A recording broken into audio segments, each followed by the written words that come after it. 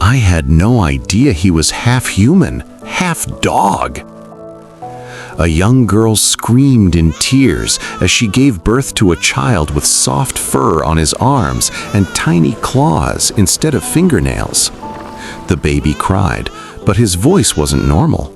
It sounded like a low growl, deep and disturbing. "I never saw it coming," Naya whispered. "He was always covered in oversized clothes. We never went out together. We only met at his house, always behind closed doors." She stared into the distance, remembering how her strange relationship with Miguel began. Miguel had always been different, but he was kind, protective, strong-willed, a perfect gentleman. He never stopped warning Naya about a certain path near the village cornfields. She thought he was just paranoid. One day, as she left her job at a small restaurant after receiving her monthly salary, Miguel followed her quietly. He had sensed something. That restaurant was often visited by a dangerous gang who preyed on innocent workers on payday. No one ever dared report them. They vanished before the police could act. Miguel was a regular at the restaurant. He came once a week, always ordering roasted chicken soaked in spicy sauce. He never added sides, never removed his gloves while eating. No one questioned it. It was strange, but he paid well.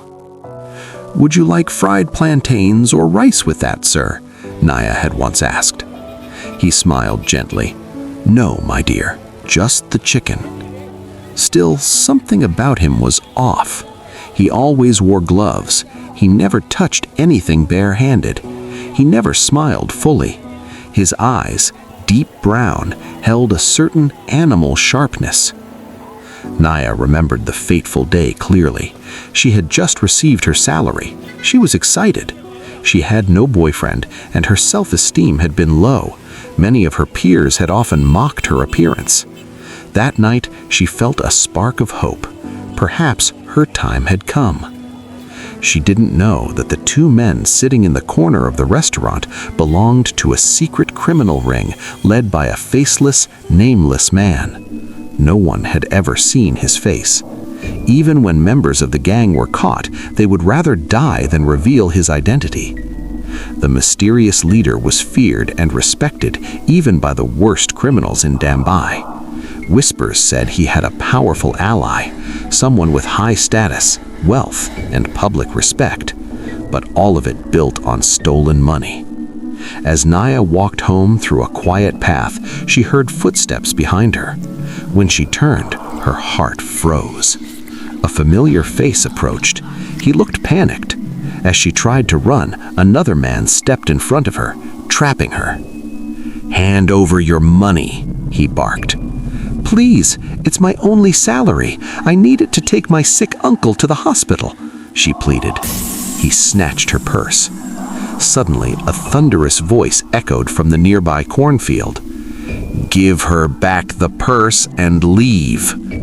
A tall figure walked out of the shadows, hands in pockets, dark shades on. It was Miguel. "And who the hell are you?" one of the men growled. "I'm nobody. Just give her the purse and go."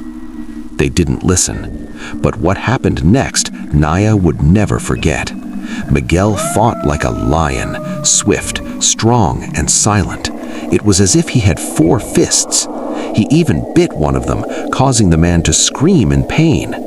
The robbers ran, terrified, swearing revenge. From that day, Miguel became Naya's silent protector. He escorted her home each night. When the gang showed up again at the restaurant, Miguel was there, always watching, always ready. She began to trust him, then to need him. His presence comforted her. His quiet strength attracted her.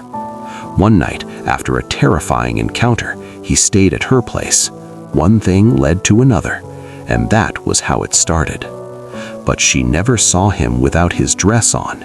He always had gloves, socks, and his strange scent, earthy, wild, filled the room. She thought love had finally found her, until the baby came. At first, everything seemed fine, but by 6 months, the child began to grow strange fingernails, thick and claw-like. He growled when upset. He scratched the bed, sometimes even Naya, unintentionally hurting her. He didn't play with cats. He chased them like prey. Fear gripped her. She wrapped her son one night and went to Miguel's house. She couldn't hide anymore. Neighbors were already whispering. She needed answers. Miguel welcomed her. He looked calm, almost relieved. As she stepped into his home, holding her child tightly, Naya whispered, "Who are you really?" To be continued.